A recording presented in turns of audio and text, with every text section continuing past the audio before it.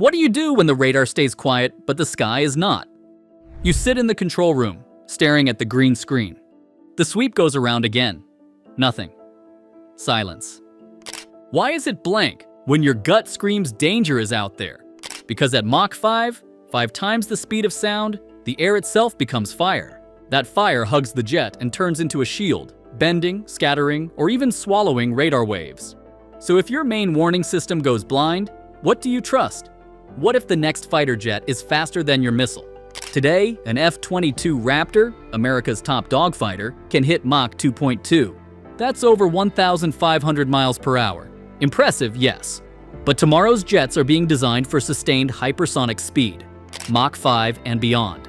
At that speed, a plane can cross the entire United States in under an hour. Why does Mach 5 matter so much? Because the faster you go, the hotter the air burns. Normal metal begins to soften. Paint boils off. Sensors overheat. Pilots describe it as flying inside a furnace that wants to melt your wings. So if the sky itself tries to tear your jet apart, what kind of material can survive? What did the F-35 Lightning II bring to the fight?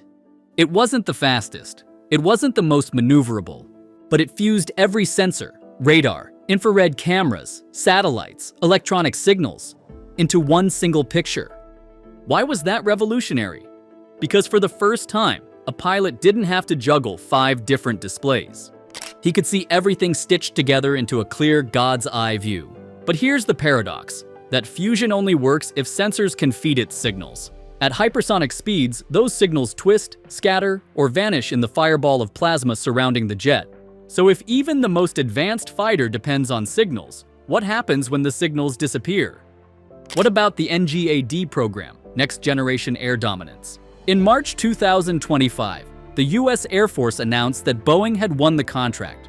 Why was that headline news? Because NGAD is the successor to the F-22 and F-35. It is meant to be a 6th-generation fighter, stealthier than stealth, faster than fast, and smarter than anything that has ever flown.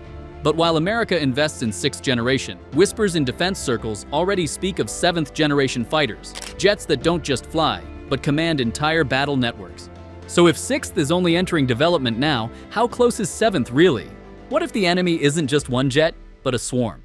The Air Force plans to build more than 1,000 Collaborative Combat Aircraft, or CCA. Think of them as loyal robot wingmen, drones that can fly alongside the main fighter. They can scout, jam, strike, or sacrifice themselves to protect the crewed jet. Why so many? Because no radar or missile defense can handle 1,000 moving targets at once.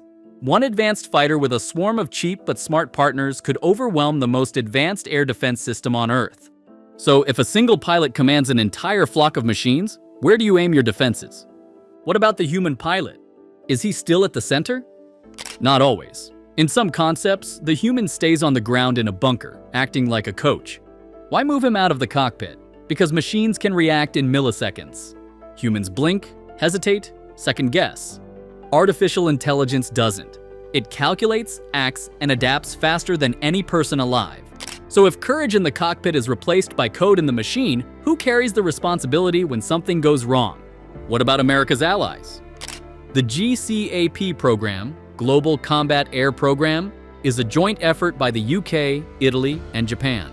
Their goal, a cutting-edge fighter ready for service by the mid-2030s. Why team up? Because the cost of these future jets runs into the hundreds of billions. No single nation can afford the bill alone. GCAP promises hypersonic speed, next-level stealth, and built-in drone control just like NGAD. But here's the catch. When multiple nations design one jet, who decides how it fights? So if power is shared, who really writes the rules of war? What about navigation if GPS is jammed? The answer is quantum navigation. Instead of depending on satellites that can be blocked or faked, quantum systems use the tiniest building blocks of physics: atoms. Why is that unbreakable? Because you can jam a signal from space, but you can't jam the laws of physics. Quantum navigation works anywhere, high in the sky, deep in space, even underwater. So if maps live inside the jet itself, who can blind it anymore? What about stealth? For the last 40 years, stealth meant shaping a plane so radar waves slid past without bouncing back. But tomorrow, stealth becomes multispectral, meaning the jet must hide not just from radar, but from heat sensors, sound detectors, even the human eye. Why expand stealth? Because modern defenses look with many eyes, not just one. The future jet may use adaptive camouflage that changes skin color in flight, active cooling systems to erase its heat, and sound dampening technology to hush its roar.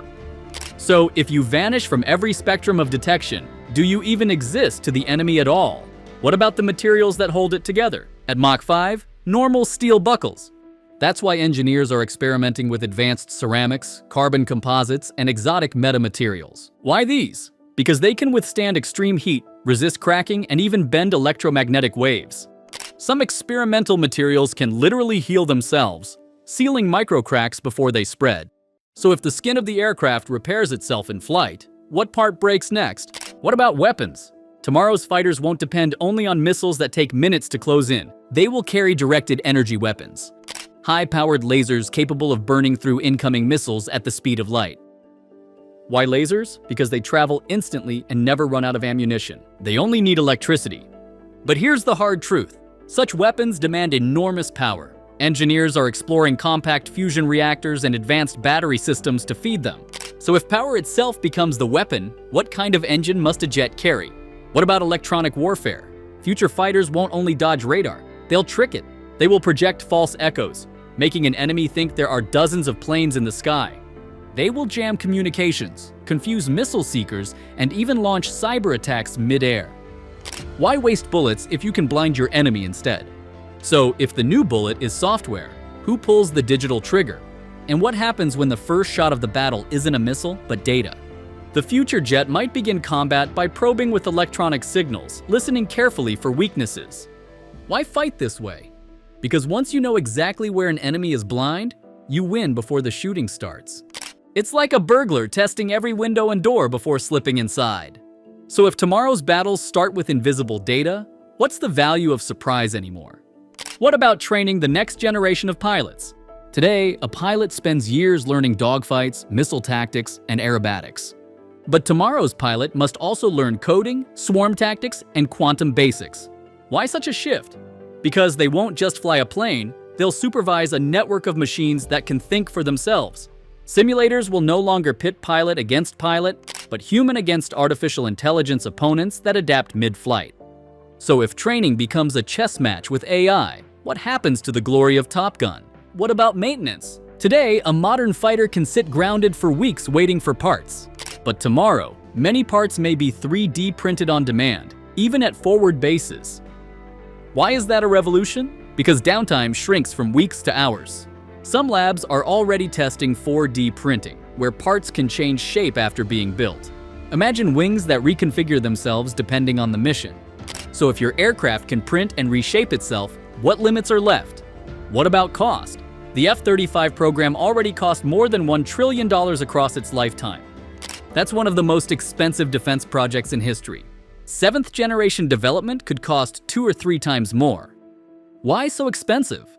Because you're not just building a jet, you're building a whole new kind of warfare. That's why partnerships like GCAP in Europe and FCAS in France, Germany, and Spain are so important.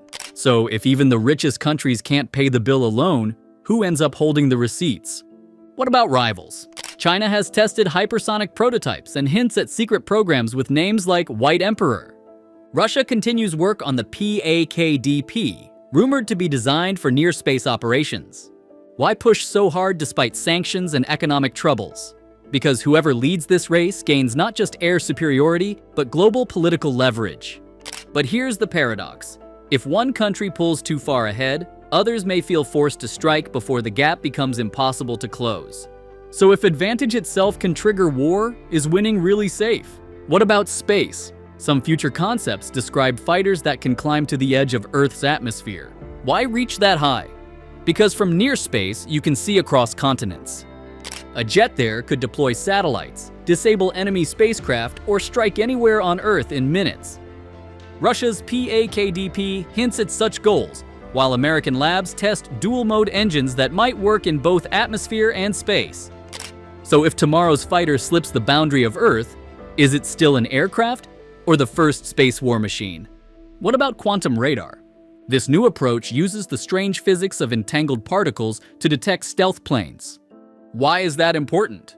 Because today's stealth, like the F-35, depends on radar invisibility. Quantum radar, at least in theory, could see through those tricks.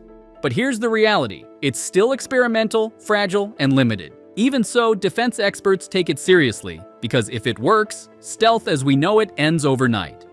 So if invisibility dies, what replaces it? What about communication? Radios today can be jammed, networks can be hacked, but future jets may use quantum encryption, where any attempt to intercept instantly destroys the message. Why is that powerful? Because physics itself makes the line unbreakable. An NGAD pilot could talk to his swarm of drones knowing no enemy could ever listen in without being caught. So if communication becomes unhackable, how do enemies disrupt the conversation? What about smaller nations? Most countries can't afford to design 7th-generation fighters on their own. So what's their choice? Join consortiums like GCAP or buy into programs like NGAD or FCAS. Why is that politically important? Because whoever builds the jet sets the rules for how it's used. Buying in means accepting another nation's strategy. So if technology comes with political strings, who really controls the skies? What about the environment? Fighter jets burn massive amounts of fuel, but future fighters may be designed to use hydrogen or advanced biofuels. Why? Because global militaries can't ignore climate politics forever. Even manufacturing is changing. 3D printing creates less waste, and modular designs let parts be recycled. So if tomorrow's most dangerous machines are also built to be green, is that progress or irony? What about fear itself? Fear has always been a weapon. In World War II, the sound of incoming dive bombers terrified soldiers even before the bombs fell. Now imagine facing a machine you can't see, can't hear, and can't stop. Sometimes, the very knowledge that an enemy has hypersonic jets may cause surrender before a fight even begins. So if fear wins battles before they're fought, how do you defend morale? What about history? Radar gave Britain survival in the Battle of Britain. Stealth gave the United States dominance in the Gulf War. Each era had a breakthrough that completely reshaped combat. Now hypersonics, swarms, and AI may be the next leap. So if history repeats itself, who will own the skies in this new era? What about failures? Every wonder hides a weakness. Hypersonic jets glow like meteors, creating heat signatures that infrared sensors may still track. AI systems can be fooled with the wrong data or even hacked mid-flight. Swarms can jam themselves if not carefully managed. Why mention this? Because no technology is magic. So if weakness always hides inside strength, what cracks will appear first? What about money again? Budgets are not infinite, even for superpowers. If the US pours billions into NGAD while China pours billions into its own projects, both may bleed their economies. Why dangerous? Because arms races often push nations into collapse or conflict. So if technology races ahead while wallets run dry, what happens to stability? What about cyber attacks? Imagine a billion-dollar jet turned into a useless brick by a few lines of malicious code. Why possible? Because every modern aircraft is a flying computer. Hackers could blind it, mislead it, or even turn it against its own side. That's why engineers are already working on AI Guardians, defensive programs inside the jet to fight off intruders. So if battles move into the code itself, who are the new pilots? Aviators or programmers? What about supply chains? Each jet contains millions of parts, sourced globally. One weak link can ground an entire fleet. That's why militaries are investing in secure domestic production and digital manufacturing. Some envision 3D printing parts in combat zones fed by secure software files. So if printers become as vital as missiles, who protects the designs from theft? What about geopolitics? The United States races to build NGAD. China works on hypersonic prototypes. Russia keeps talking about its PAKDP program. Europe pushes forward with GCAP and FCAS. Why does everyone scramble? Because whoever leads in 7th-generation fighters doesn't just control the skies, they control the political map. But here's the paradox. If one country pulls too far ahead, rivals may feel they must strike first. So if advantage itself tempts war, is winning really safe? What about overconfidence? History shows technology alone never wins. The Maginot Line in World War II was considered unbreakable. Yet it failed the moment Germany went around it. Why recall this? Because if nations put blind faith in new jets, they may forget strategy, training, and leadership. So if technology blinds us with pride, who pays the price when it fails? What about the first real battle with these machines? No one knows. Maybe it happens in 2040. Maybe sooner. Why uncertain? Because programs are secret, prototypes are hidden, and tests are classified. But clues appear. Budgets, contracts, whispers of demonstrator flights. Speculation says the first NGAD might meet a Chinese hypersonic fighter over the Pacific.